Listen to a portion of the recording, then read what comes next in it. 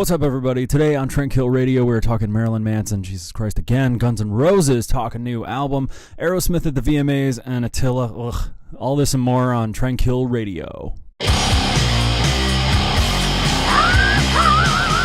What's up, everybody? I am Sean Ryan. This is Tranquil Radio, and good news for you, I'm doing a solo show tonight, so there will be more videos than me bullshitting.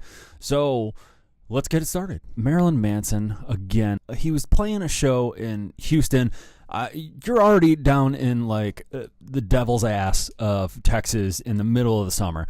So you're already going to have some problems if you don't stay hydrated. He's doing his cover of Sweet Dreams from the Eurythmics, and this is in Houston, August 18th. And some fans were saying that he was kind of staggering around, and which is not uncommon for Marilyn Manson. His manager had escorted all the photographers and all the writers and stuff in between the stage and the barricade of the fans and stuff out of there, just saying Manson's not feeling good tonight. He didn't cancel the show at first. Manson's management had escorted all those people out, and he was just saying, Marilyn does not want to be photographed or reviewed like this tonight. He's not feeling well. He's saying, I can't remember what he said on stage, if he said it was either food poisoning or heat poisoning. One of those things he said on stage, and then later recanted and said it was food poisoning or heat poisoning again. But I don't know, what the hell is fucking heat poisoning? Is heat exhaustion? Heat stroke? Is that what you mean? Because I've never heard that term in my life. So, yeah, he's playing this song, and I'm just going to get to the video of it right now.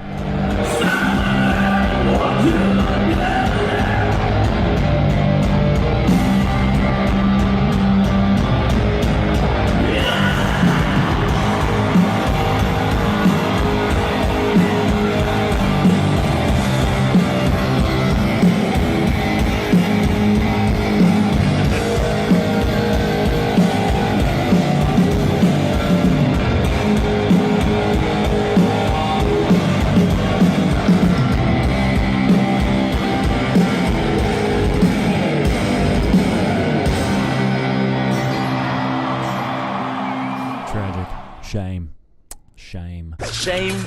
Yeah, like the video depicted. He's singing. He's actually doing a pretty decent job, actually better than I saw him personally do. And he's trying to kind of give it his all, and then he lets the crowd sing a couple lyrics, and then he finally lets out and then he just kind of tilts backwards, and then it seemed like a phony dive. I really don't buy it. That he collapsed. No, he didn't. He purposely fell, and I don't know. I guess security was just curious on whether to go pick him up, go help him. I don't know. But I'm not him. Maybe I'm full of shit. Maybe I'm full of shit. I don't know. I wasn't there. I'm not Marilyn Manson. Yeah. That was another show where he I believe he canceled after 4 songs. At this show, and this is to continue with the recent streak of bad luck with the Marilyn Manson and Rob Zombie tour, where he had canceled minutes before he was about to go on, and then a story that I did not report on. He was in, I don't fucking know. He was somewhere, and it flooded the whole arena or stadium or wherever the hell they were. They had to cancel the show, I believe, due to flooding and possible lightning. And then this happens. So the tour goes on. Keep trucking, And on to Guns N' Roses news. Slash recently did an interview, and he was saying, on the heels of their 2017 world tour that has just fucking killed it, they are thinking of doing an album. Holy shit. Everybody, whoa. Guns N' Roses, they are thinking of actually doing another album right now. Slash, according to Slash, he has said that Axl has a ton of shit recorded. Yeah, they're just cooling their heels right now. Slash is on tour, or he's about to start tour with Miles Kennedy and the Conspirators. They have their third album coming out, but back to Guns N' Roses. Slash says, now that we've actually mended fences and got back together and done this, we're going to keep it together. He adds that the band is going to, that they are getting along fucking great. So, I mean, that is huge news. That is, like, you see that? That's a big deal to me. All right, I love Guns N' Roses. That's the greatest news ever. Hopefully, there has come to a point where, you know, it's not just Axl and pals. He's not just calling all the shots anymore. Because if that's the case, then it might be 2032 till we see another fucking album. Because just cite Chinese Democracy. And you know what? Like, I don't care what you say about Chinese Democracy. I love Axl's voice, and I thought that was exactly where Guns N' Roses should have been at that time, coming from, you know, the live era, and then Appetite for Destruction, and doing the little acoustic set, and then Use Your Illusion 1 and 2, and then just moving on and progressing. I think that he was a little outdated by that time, but there were so many melodies and everything built on top of that. Like, it was maybe over thought out, but I mean, it was well thought out. You can say whatever you want. I don't know. You disagree with me? Let me know in the comments. Fuck you. You know, I'm biased. You know, cite my arm. So now that they have mended fences, Slash goes on to say that, so we're getting in there and just getting into that whole thing. And that if we do a record and then do a tour, I could see the cycle going on endlessly. I really want to say, get going. Slash has already died, and he's been diagnosed by a doctor to say that you only have a couple months left to live. He's got a pacemaker. He's finally quit smoking and drinking, which, I mean, bummer. But I'm like, fucking shit, dude. Like, these guys, you're not getting any younger. So, Axl, if you're listening, go. Move on. Now. Fast. Get going. Okay? Like, you need to put out something before, you know, somebody pivotal dies. Okay? Duff, the guy's goddamn pancreas exploded. He had third-degree goddamn burns in his fucking stomach. Slash has died. Axl, you're not getting any younger. Go. Do it. Now. So, Slash was just saying that they have no studio time booked or anything like that. Yeah, Slash is just concerned with putting out his third album and going out on tour with Miles Kennedy and the Conspirators at the time. But it looks like, I mean, the night train is moving. Okay, and let's just be honest, this is the anchor of the show. Aerosmith and Post Malone team up at the VMAs. Just this past Monday. Today is Friday. The last Monday. And let's just go right to the video. Okay, so Post Malone, he comes out and he does his thing. He currently, I believe he's on, I don't know too much about Post Malone. Coley does. This is why I wish Coley was right here. But Post Malone, he I believe he's playing some shows with his wingman 21 Savage or whatever, and so they do their song Rockstar, and that's a huge fucking hit for anybody that's like that ventures out of the world of, you know, rock music and shit like that. That is huge. That has been like a banger for like 6 months. They do that, and then Post Malone, you know, when he's done with his little performance, he grabs a guitar, and the lights get bigger, curtain drops, and Aerosmith comes on. And as you had just seen right there, and they play Dream On. Of course, you know, biggest Aerosmith hit.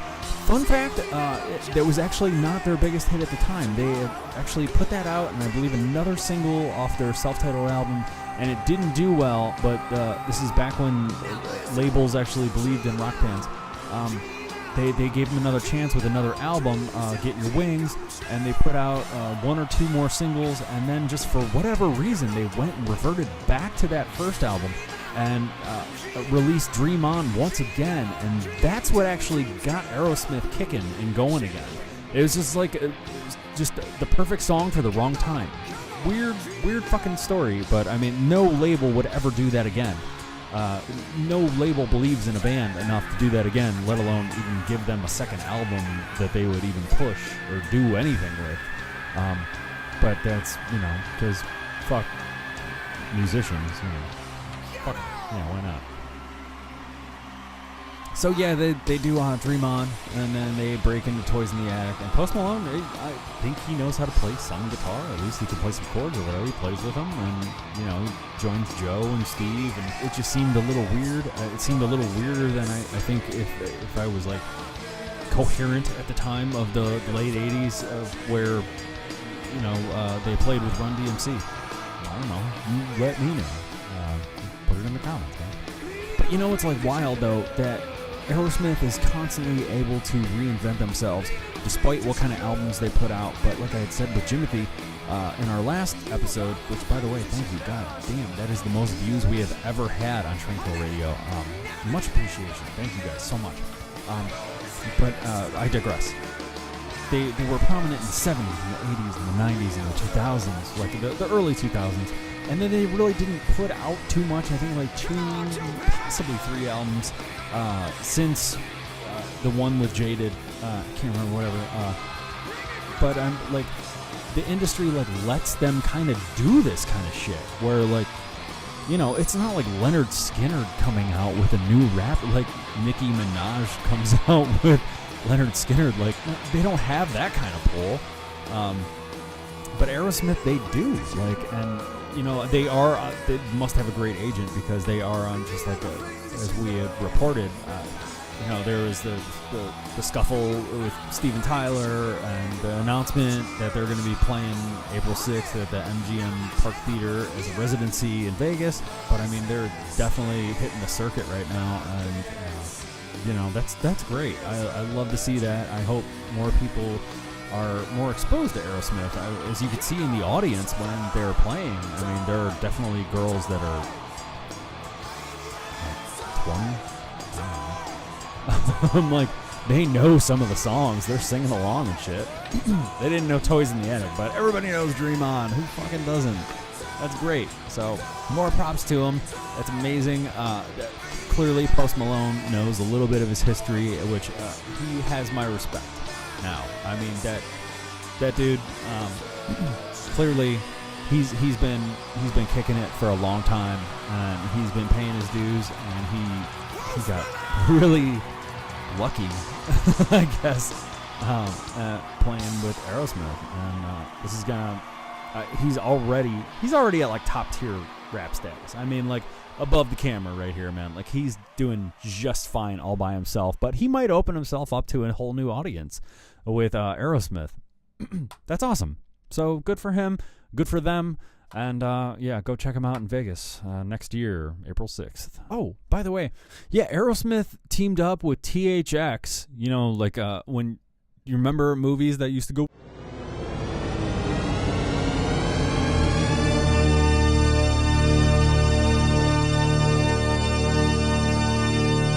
Break your glasses apart and shit. Yeah, and L Acoustics, who deliver the world's first THX certified live performance presented in El Issa immersive hyper-real sound. Holy fuck. I don't know what that is, but it sounds wild. So, like, I don't know. Go check that shit out. Let me know if anybody actually goes out to Vegas and they actually watch this show and they go see Aerosmith. Let me know, dude. Send me an email, post up in the comments or something like that. Let me know. I would love to hear about that shit next year. And on to our last story. Attila. Okay, so recently, Attila, the Atlanta metalcore band, they played in Vegas on August 22nd, and a fan-filmed video shows the band's frontman Chris Fonzak violently punching a security guard in the back of the head. Okay. Let's just, you know what? Let's just watch the video. Fuck your shit. Fuck this shit. We're never playing Vegas again. You lost this shit because you're bullshit security motherfuckers. This dude right here. You fucking bitch, dude. Fuck you, you pussy bitch. Fuck you, bitch. You're gonna kick out our fucking fans because they cross you. Fuck you. Fuck you. You fucking bitch. Attila is fucking done, bitch. Oh, yeah. Fuck you, pussy. You are fucking Attila, bitch. You are fucking Attila. Fuck you, bitch.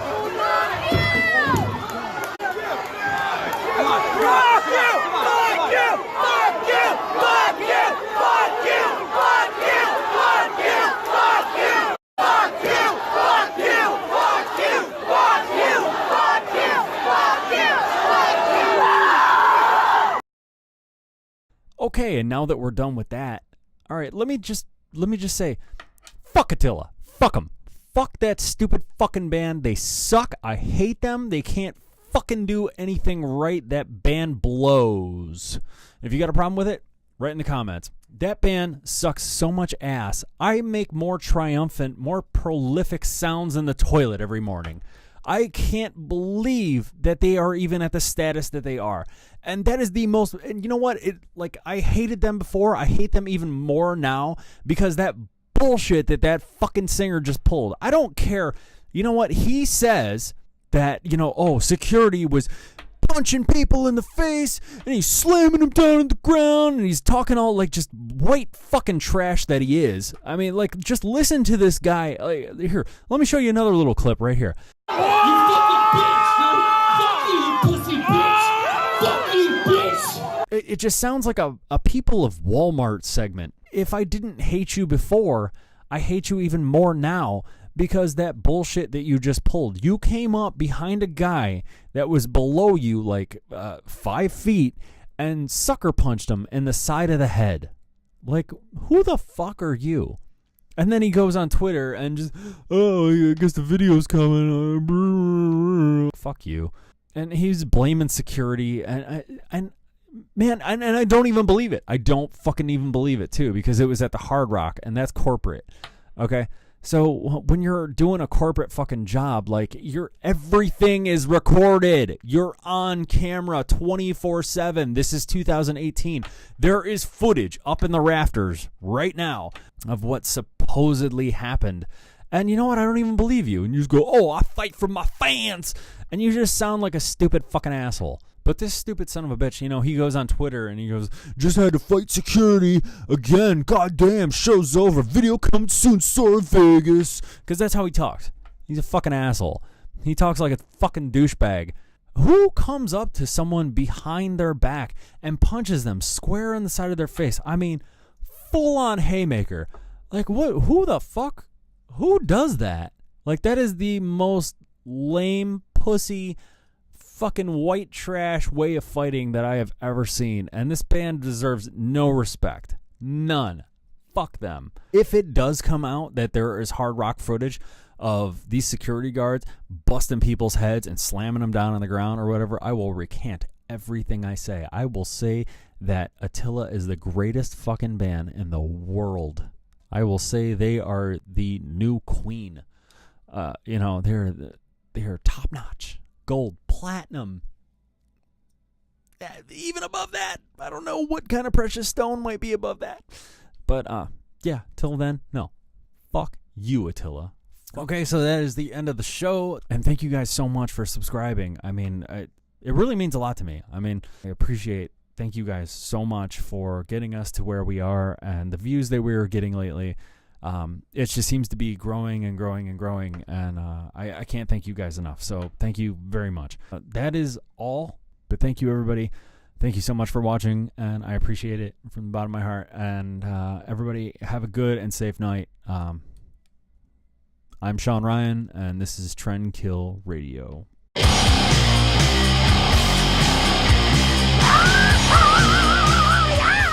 Hey, real quick, who wants to see West Borland have a roof collapse and a bunch of water get spilled on him?